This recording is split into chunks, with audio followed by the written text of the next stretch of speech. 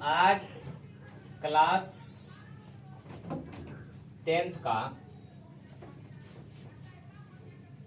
विज्ञान होने वाला है। थोड़ा सा पेन बदल लेते हैं।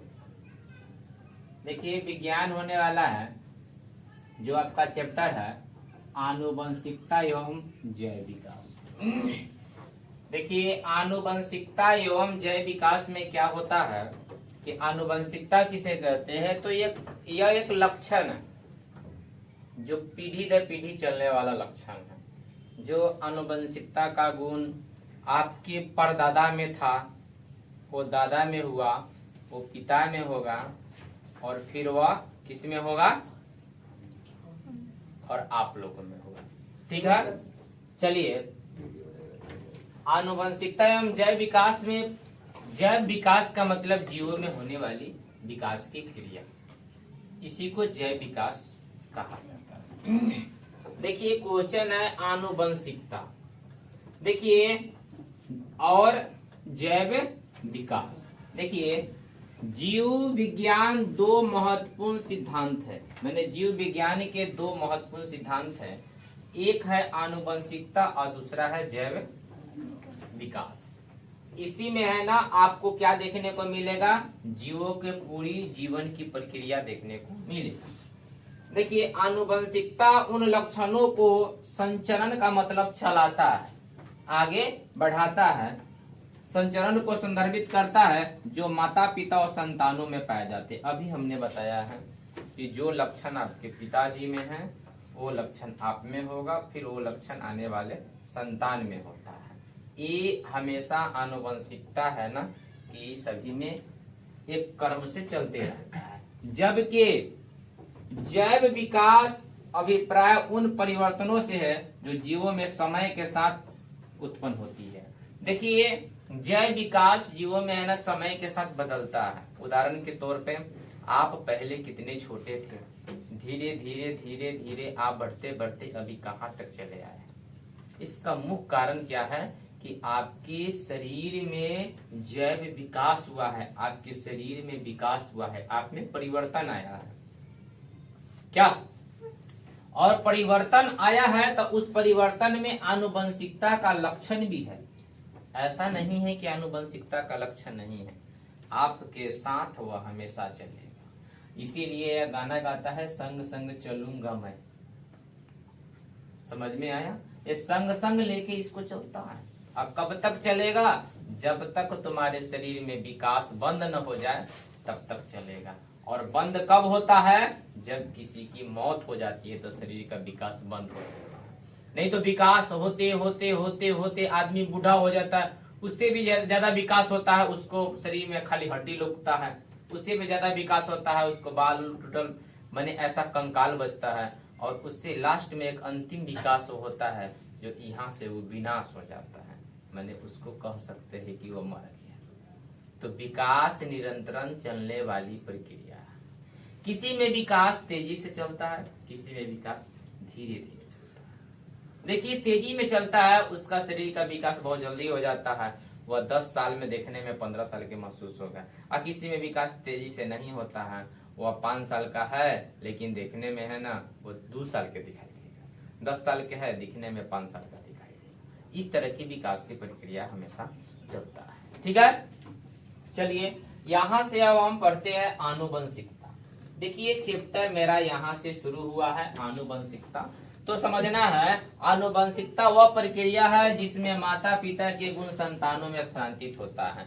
जिसमें माता पिता का गुण जिस संतानों में देखने को मिलेगा वही आनुवंशिकता है। जैसे किसी का आंख माँ की तरह हो गया, किसी का कपार पिता की तरह हो गया, किसी के उंगली उसके दादा की तरह हो गया, किसी का नाक उसके है ना कि घर में फुआ की तरह हो गया। भाई शरीर का कोई भी अंग किसी से न किसी से तुम्हारे परिवार के मेंबरशिप से मिलेगा, यही आनुवंशिकता है।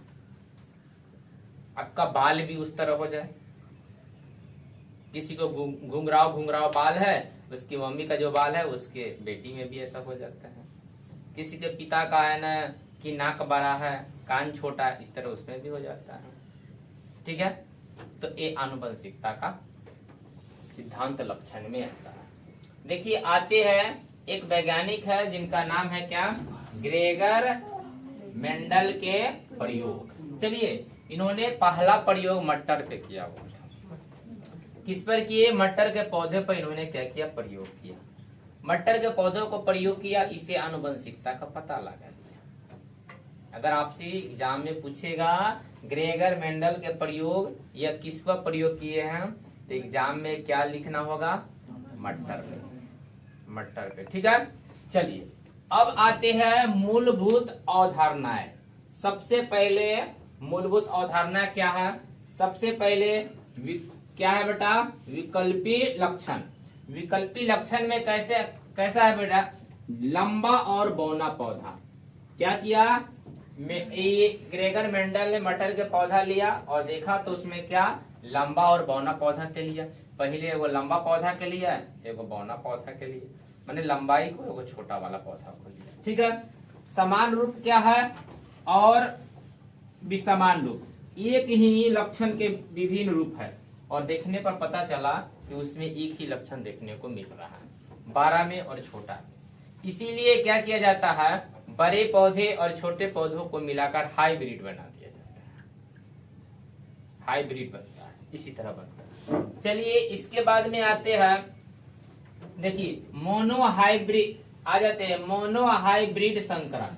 देखिए मोनो हाइब्रिड संकरण में क्या है, F1 PD सभी पौधे एक जैसे होते हैं, लेकिन F2 PD 3:1 के अनुपात का लक्षण होता है।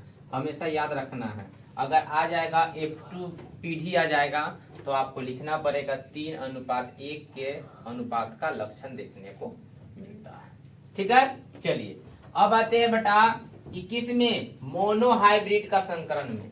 मोनो हाइब्रिड का संकरण में F1 PD सभी पौधों में एक जैसा रखता है, लेकिन F2 PD में 3:1 के अनुपात का लक्षण होता है।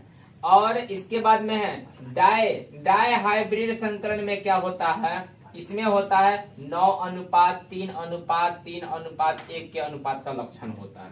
एग्जाम में आपको इस तरह की ऑब्जेक्टिव में क्वेश्चन डाल देगा, तो याद रखना है क्या बेटा, डाई हाइब्रिड संकरण में 9:3:3:1 और जैसे ही मोनो हाइब्रिड संकरण में क्या होगा बताइए, तो इसमें होगा F1 जो होता है सभी पौधों में एक जैसा होता है, लेकिन F2 में जो होता है 3:1 के अनुपात में यह लक्षण देखने को मिलता है।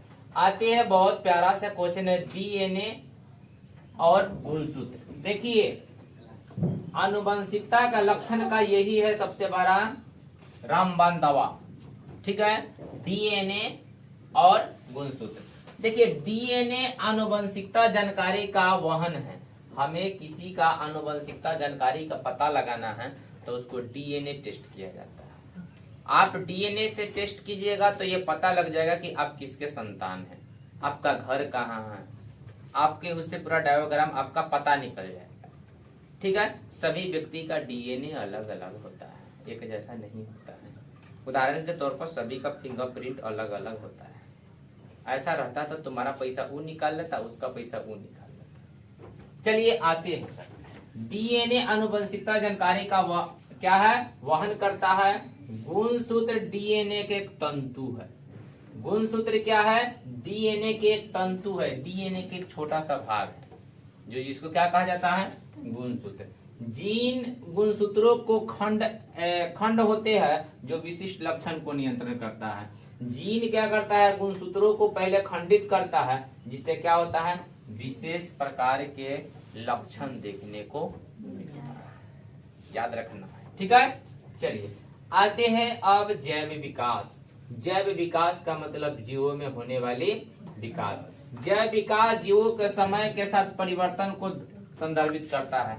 मैंने समय के साथ होने वाले परिवर्तन को क्या करता है, यह दिखाने के काम करता है। कौन काम करता है, कौन काम करता है, जैव विकास। जैसे हमने बताया है कि आप बच्चे थे तो आपकी घर में छोटा सा फोटो होगा, देख लीजिएगा। आप यहाँ पर काजर किए होंगे, यहाँ पर काजर किए होंगे, यहाँ पर ऐसे किए होंगे। आप देखने में एकदम पुतला की तरह दिख रहे होंगे, लेकिन अभी आप क्या वैसे लेप पोत कर सकते हैं, नहीं कर सकते हैं। इसका मतलब आप विकास होते होते आप यहाँ तक आ चुके हैं। जैव में विकास, जीवों में विकास हमेशा नियंत्रण हुआ है। जो पहले आदमी क्या था, आदि मानव था, अब मानव हो गया। क्या इस तरह की विकास और भी आगे विकास होने की संभावना है? संभावना क्या होगा ही, 100% होगा विकास। ठीक है, चलिए अब विकास के प्रमाण देखते हैं कि विकास कैसे कैसे है। सबसे पहले आते हैं जीवाश्म। देखिए जीवाश्म में क्या होता है, अतीत के जीवों का अवशेष। आपने माने जीवाश्म में क्या है, ऐसे जीव जंतु जो पहले मर चुके हैं उनके अवशेष से जो हमको जो प्राप्त हुआ है वही जीवाश्म है। ठीक है, जैसे आपने देखा है कि किसी जानवर का पता लग जाता है, डायनासोर का पता लग गया हुआ है कि डायनासोर पहले कैसा था। फिर इसके बाद में ना उजला हिरन, उजला हाथी का पता लगा है, डोडो, डायनासोर, ये सब है ना, ईमू, अस्टिप, बहुत पुरानी पक्षी सब है, ये सब के बारे में पता लग रहा है। इसका मतलब क्या है कि इसमें है ना जीवाश्म के उसके शरीर के अंश से पता लगता है, उसकी हड्डी से पता लगता है। ठीक है, चलिए अब आते हैं अनुरूपता संरचनाएं। अनुरूपता में क्या होता है, देखिए समान संरचना और अलग अलग कार्य। देखिए अनुरूपता में क्या होता है, जिसका संरचना समान है लेकिन काम अलग अलग है, उसी को अनुरूपता कहते हैं। माने संरचना, जैसे हम लोग आदमी है ना भाई, कि तुम लोग जानवर हो, आदमी हो ना, तो तुम लोग या हम लोग को सबको क्या है कि सबका शरीर समान है। भाई तेरे को 2 आंख है, इसको भी 2 आंख है, इसको भी 2 आंख है, किसी को 6 आंख वाले है। यहाँ पर उदाहरण में 10 मूड़ी वाला रावण, वो बोलेगा कि मेरे पास ज्यादा मूड़ी है, हम मान लेंगे। तो तू जा, तू आदमी, तू प्रेत है ना। अब आते हैं, लेकिन काम अलग अलग होता है, इसी को क्या कहते हैं बेटा, अनुरूपता। जिसमें समान संरचना है लेकिन काम अलग अलग है, इसी को क्या कहते हैं बेटा, अनुरूपता। ठीक है, समान रूपता संरचना है। देखिए जिसमें क्या है, संरचना अलग अलग है और काम समान है। जिसमें अनुरूपता संरचनाएं में समान संरचना, काम अलग, और समान रूपता संरचनाएं में संरचना अलग, काम एक जैसा।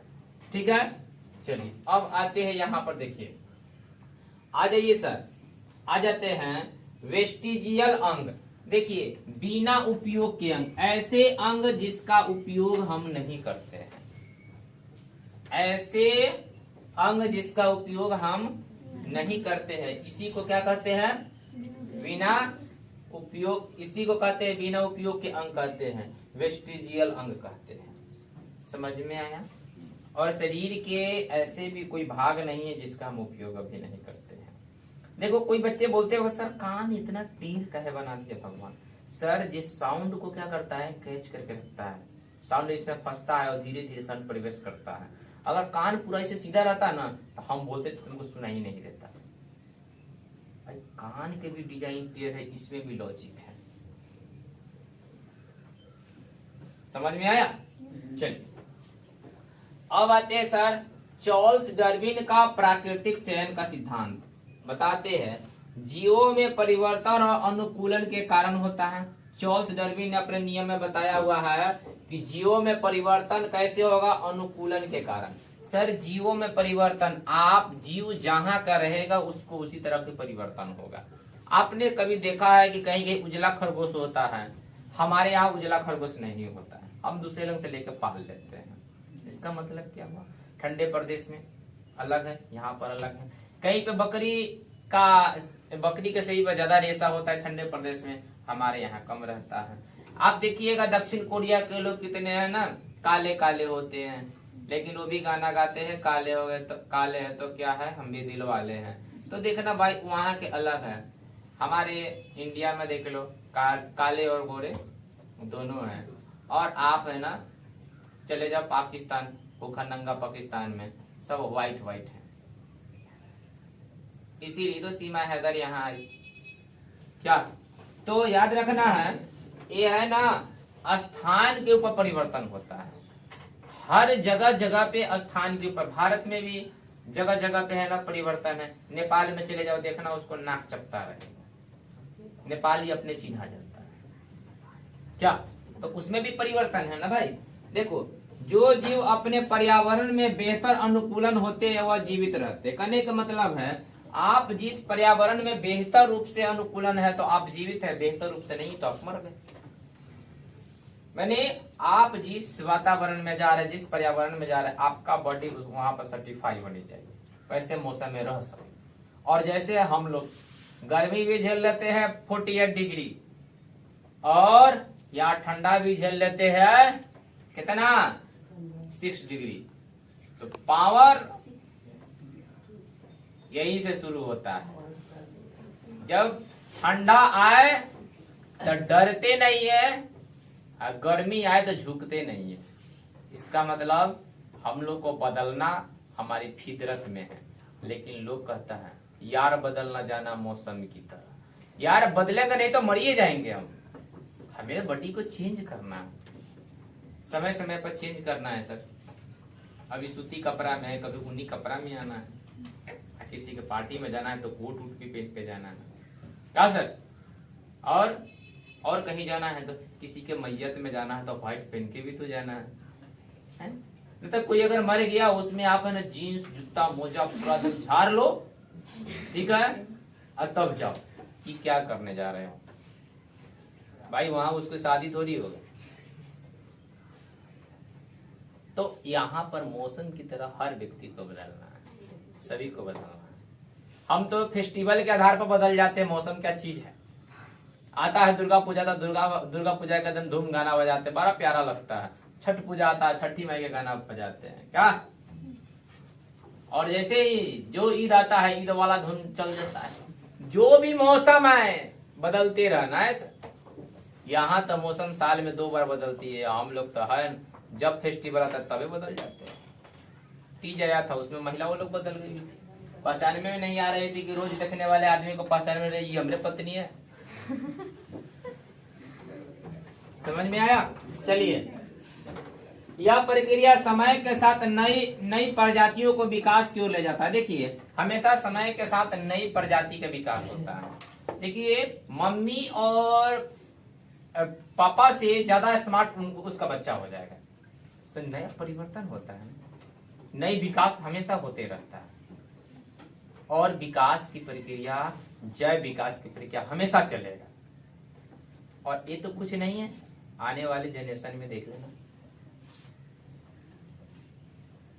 आने वाले समय में भारत से भी है ना काले लोग का अंत हो जाएगा, सिर्फ सभी गोरे लोग ही होंगे। नया परिवर्तन हो रहा है, ठीक है। और याद रखना जो काले हैं ना उन्हीं का बॉडी सबसे सर्टिफाई है, कैंसर उनसे नहीं होगा, धूप में रहेगा उसे बाई रिएक्शन कुछ नहीं होने वाला है, तंदुरुस्त रहेगा, मुंह पर प्यूपल उपर नहीं आने वाला है, जिंदगी मस्त कर जिएगा, ठीक है। और गोरे लोग है ना मुंह चल जाएगा धूप में, मुंह आदमी हो जाएगा लाल, हाँ लाल हो जाता है, जैसे हनुमान जी जगह मुंह हो जाता है। और हमारे यहाँ हनुमान जी बंदर को कहता है, तो बंदर प्रजाति को उसको रख दिया जाता है। समझ में आया, ठीक है। हम बता रहे, चलिए आनुवंशिकता और जैव विकास के सिद्धांत। सबसे पहले मेंडल के सिद्धांत। देखिए समानता का सिद्धांत। समानता का सिद्धांत में क्या बताया गया है, प्रत्येक गुणसूत्र जोड़ों में एक जीन संतान में जाता है। माने प्रत्येक गुणसूत्र जोड़े में से एक जीन, कहने का मतलब है प्रत्येक गुणसूत्र जोड़ा में है तो उसमें से एक जो गुणसूत्र होगा वह संतानों में चला जाएगा। कहने का मतलब है प्रत्येक गुणसूत्र में जोड़ा, जितने भी गुणसूत्र में जोड़ा है उसमें से एक गुण संतान में जाना चाहिए। कहने का मतलब है कि ये वो लक्षण किसी संतान में आता ही है। बाप के आ जाए, माँ के आ जाए, या सोने का आ जाए, जागने का आ जाए, पढ़ने का आ जाए, कोई एक लक्षण पिता का या माँ का बच्चों में आता है, ठीक है। स्वतंत्र वर्गीकरण का सिद्धांत, इसमें बताते हैं जीन स्वतंत्र रूप से संतानों में जाते हैं। कहने का मतलब ऐसा नहीं है जबरदस्ती जीन को ट्रांसफर किया जाता है, यह स्वतंत्र रूप से जीन है ना एक दूसरे में ट्रांसफर हो जाते हैं। आनुवंशिकता का गुण स्वतंत्र रूप से होता है। आपको ट्रांसफर करने की जरूरत नहीं है। किसी को हाइट, माँ की हाइट बेटी की हाइट के बराबर हो जाता है भाई, इसका तो गुण लक्षण है। और यहां तक और कोई भी न मिले, नाक मिल जाएगा, भौं मिल जाएगा, कान मिल जाएगा, मुंह मिल जाएगा, यहां तक भी न मिले तो रोने का गुण दोनों में मिल जाएगा। एक दिन नहीं अगर तुम लोग को चेक करना है तो मम्मी या तुम दोनों का बैठ के रो के देखना, दोनों का साउंड एक जैसा हो जाए, दोनों का गुण मिलेगा ही। चलिए अब आते हैं सर जैव विकास का सिद्धांत। देखिए प्राकृतिक चयन में आते हैं अनुकूल लक्षणों का चयन। प्राकृतिक चयन में क्या होता है, सबसे पहले प्राकृतिक चयन में अनुकूल लक्षण का चयन करते हैं। प्राकृतिक में जितने भी जीव उसके लक्षण का चयन कर लेंगे, जान लेंगे। और विकास का प्रमाण क्या होता है, जैव रासायनिक, शारीरिक और आनुवंशिकता का प्रमाण है। देखिए विकास में क्या होता है, जैव रसायन के द्वारा भी विकास होता है, शारीरिक विकास भी होता है और आनुवंशिकता प्रमाण का भी विकास होता है। तीनों देखने को मिलता है विकास का प्रमाण है। कोई दिक्कत है यहाँ पर? अब आते हैं आ जाते हैं जैव विभिन्नता। देखिए जैव विभिन्नता का मतलब जीवों में होने वाले विभिन्नता है। सर जीवों में विभिन्नता नहीं होता तो आप है ना, आप दूसरे के घरे चले जाते। अगर मान लीजिए अगर आप लोग में विभिन्नता नहीं रहता, आप लोग सभी एक के जैसा रहते, एक एक शकल के, तो हम बोलते हैं तुम पैसा जमा किया, तू बोलती क्या सर देना दिए, तू दिया सर हमको दे दिए हैं। अब हमको पता नहीं चलता कि तू कौन है भाई, सब एक जैसा रहता। तुम जब एक जैसा रहता हम भी तो एक जैसा रहते। इसीलिए सभी में क्या होता है, जैव विभिन्नता, अलग अलग का कुछ गुण सकल हो जाए, अरे सकल ना हो तो अक्कल भी हो जाए ना, कुछ तो कुछ अलग अलग होता है। ठीक है, चलिए अब आते हैं मानव विकास। देखिए मानव विकास क्या होता है, हम बताते हैं। मानव विकास का अध्ययन हमें समझाने में मदद करता है कि हम कहां से आए हैं और हमारे पूर्वज कौन है। मानव विकास में हमें यह देखने को मिलता है कि हम कहां से आए हैं और हम कौन हैं, हमारे दादाजी कौन है। हमारा सर्वे हो रहा है, पता कर ले रहा है हमारे दादाजी यह थे, हमारी जमीन यहाँ पर है। इसका मतलब क्या है, मानव विकास से पता चलता है। ठीक है, चलिए मानव के पूर्वज के बारे में पढ़ते हैं। देखिए मानव के पूर्वज देखो, यहाँ पर एस्ट्रोलोपिथेक्स, इसमें है ना प्रारंभिक मानव है, और होमो हैबिलिस यह है ना क्या है बेटा, हैंडीमैन है, जैसे ह्यूमन मैन होता है। आ जाते हैं यहाँ पर होमो इरेक्ट्स, इसमें अपराइट मैन आता है, और होमो निएंडरथलेसिस, इसमें कौन आता है, निर्लज मानव आता है, और होमो सेपियंस आता है, इसमें आधुनिक मानव आता है। हम लोग अभी आधुनिक मानव, हम लोग यहीं पे है। ठीक है, तो इतना आप लोगों को समझ में आया होगा। यहाँ तक किसी को कोई दिक्कत है चैप्टर में?